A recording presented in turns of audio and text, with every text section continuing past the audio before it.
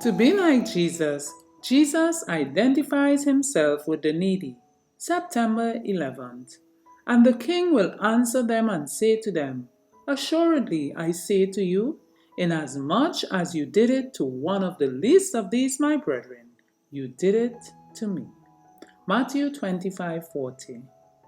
While God in his providence has laden the earth with his bounties and filled its storehouses with the luxuries of life, there is no excuse whatever for allowing the treasury of God to remain empty.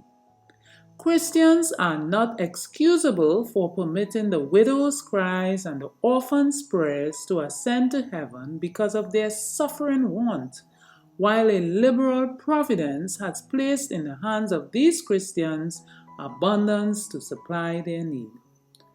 Let not the cries of the widow and fatherless call down the vengeance of heaven upon us as a people. In the professed Christian world, there is enough expended in extravagant display for jewels and ornaments to supply the wants of all the hungry and clothe the naked in our towns and cities, and yet these professed followers of the meek and lowly, Jesus need not deprive themselves of suitable food or comfortable clothing.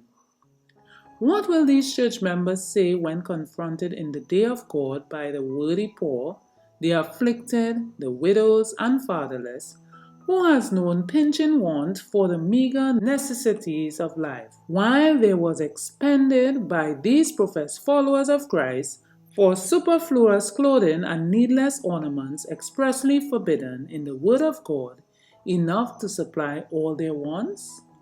We see ladies professing godliness, wear elegant gold chains, necklaces, rings, and other jewelry, while one stalks in the streets, and the suffering and destitute are on every side. These do not interest them nor awaken their sympathy, but they will weep over the imaginary suffering depicted in the lowest novel. They have no ears for the cries of the needy, no eyes to behold the cold and almost naked forms of women and children around them.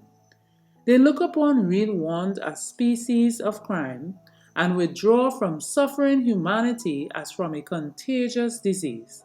To such Christ will say, I was an hungered, and he gave me no meat. I was thirsty, and he gave me no drink. Sick, and in prison, and he visited me not. But on the other hand, Christ says to the righteous, For I was an hungered, and he gave me meat. I was thirsty, and he gave me drink.